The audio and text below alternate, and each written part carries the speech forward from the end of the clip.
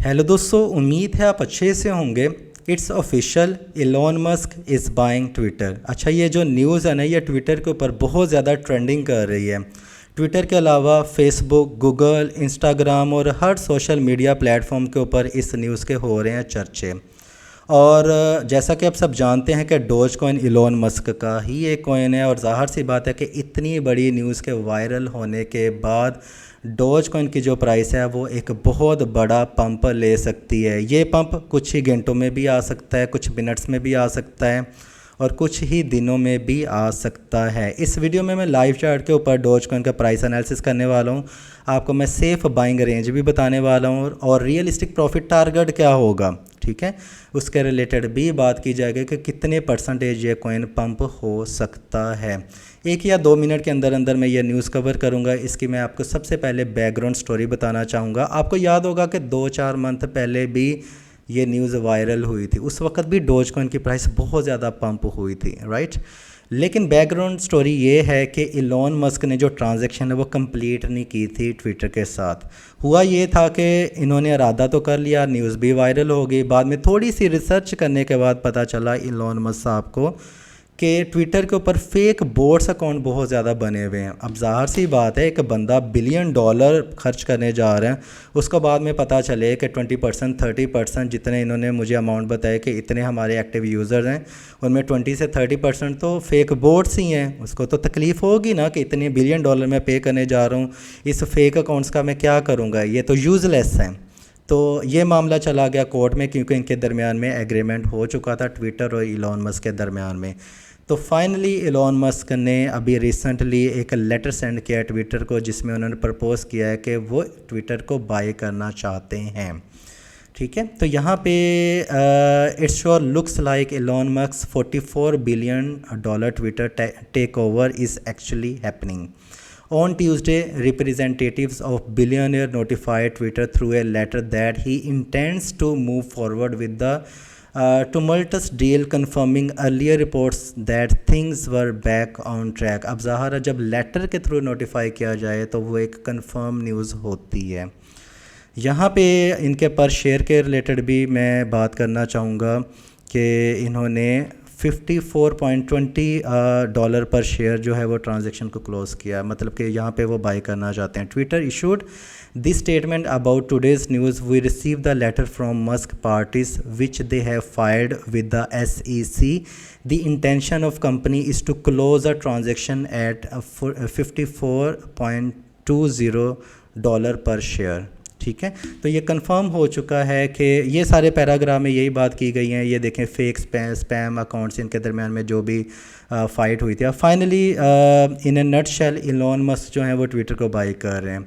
अब एक बंदे के हाथ में इतना बड़ा सोशल मीडिया प्लेटफॉर्म आ जाए और इसके अलावा वो दुनिया का सबसे अमीर तरीन शख्स भी हो, अगर वो एक ट्वीट भी डोज कॉइन के हक़ में या किसी भी कॉइन के हक़ में कर देना, वो 2x से 3x ईज़िली हो जाएगा। अब यहाँ पे अगर मैं इसके करंट प्राइस की बात करूँ, ये जब न्यूज़ आई थी इतनी ज़्यादा वायरल नहीं हुई, लेकिन अब ज़ाहिर है एशियन कंट्रीज़ में अब दिन चढ़ रहा है तो वहाँ पे ये न्यूज़ काफ़ी ज़्यादा वायरल होना शुरू हो चुकी है। 10% कॉइन पंप हुआ है, अगर आप यहाँ पे देख सकते हैं, लेकिन 10% कोई इतना बड़ा पंप नहीं है जितनी बड़ी ये न्यूज़ है। मैं यहाँ पे सबसे पहले आपको बाइंग रेंज बताने से पहले आपको बताना चाहूँगा, ये जो मैंने स्पॉट लाइन खींची है ये बनती है 0.059। करंट प्राइस कितनी है? 0.064 डोज कॉइन की, ठीक हो गया। 0.064 से लेके 59 तक ये बनता है कोई 8-9% प्राइस को नीचे आने दें। अगर आप यहाँ पे भी लेते हैं, रिस्क लेते हैं तो कोई मसला नहीं है, लेकिन आपने स्टॉप लॉस लगाना है, उसकी इन्फॉर्मेशन भी मैं आपको दे देता हूँ। अगर आप इस प्राइस के क्लोज मतलब 0.06 पे हो गया, 0.059 हो गया, 0.058 हो गया, यहाँ पे बाई करते हैं तो कम से कम ये जो प्राइस के नीचे आने का वेट करेंगे, बाद में ये इतनी जब जाएगी तो आपको 7 to 8% प्रॉफिट होगा, राइट। तो नीचे आने का आपको थोड़ा सा वेट करना चाहिए। तो यहाँ पे हिस्ट्री में भी यहाँ पे पंप लिया था इसी सपोर्ट लेवल के ऊपर, वो 28% का पंप हुआ था। ये 13 जुलाई 2022 की बात है, 28% कॉइन पंप हुआ था। इसके बाद दोबारा इसी सपोर्ट लेवल के ऊपर पंप हुआ था 3 दिन के बाद कुछ ही दिनों के बाद 26 जुलाई 2022 को ये पंप हुआ था 48%। और कितनी प्राइस पे हुआ था? 0.059 से लेके ये पंप हुआ था 0.089, मतलब 48% का पंप हुआ था, राइट। इसके बाद यहाँ पे अब आप कहेंगे कि ये इतना ज़्यादा पंप तो नहीं हुआ है ये वाला। उसकी रीज़न ये है कि यहाँ पे कोई अच्छी न्यूज़ नहीं थी, इसलिए सिर्फ 10% पंप हुआ। अब ये जो कॉइन है यहाँ पे एक अच्छी न्यूज़ आई है और अभी ये पंप नहीं हुआ है, तो इस अपॉर्चुनिटी से हम फ़ायदा उठा सकते हैं।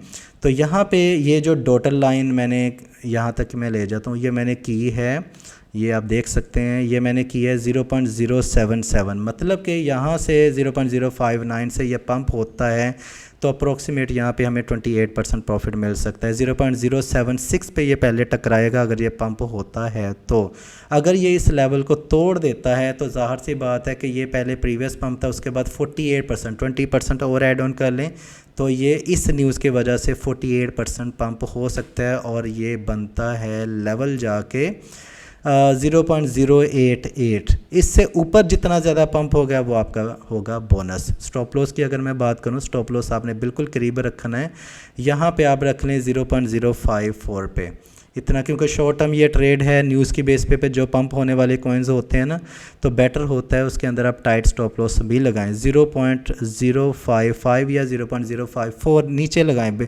थोड़ा सा जो होता है ना स्पॉट लाइन के नीचे लगाया करते हैं, तो क्योंकि समटाइम्स स्पॉट लाइन पे टकरा के ऊपर चला जाता है, स्टॉप लॉस को हिट हो जाता है, मार्केट ऊपर चली जाती है, तो बेटर है इसके नीचे लगाएं। 53 पे लगा दें, 0.053 पे या 0.054 पे लगा दें। पंप होने के ज़्यादातर चांसेस है। अगर मैं रिस्क एंड रिवॉर्ड रेशो की बात करूं तो यहाँ पे हमारा जो रिस्क होगा वो कितना होगा, 7 to 8% नीचे है, इतना लॉस हो सकता है, लेकिन प्रॉफिट जो रिवॉर्ड होगा वो हमारा 48% तक हो सकता है। तो ये तो सारी इन्फॉर्मेशन, आप भी इस अपॉर्चुनिटी से फ़ायदा उठा सकते हैं। जो भी वीडियो में बताया गया है लास्ट तक आप इस वीडियो को लाजमी देखें। स्टॉप लॉस, बाइंग रेंज और सेलिंग टारगेट्स सारे के सारी जो इन्फॉर्मेशन है वो मैंने आपको प्रोवाइड कर दी है। अगर आपको लगता है कि आपको 1% भी नॉलेज मिला है तो वीडियो को लाइक एंड शेयर करना मत भूलिएगा। अपना ख्याल रखिएगा। Happy trading, take care.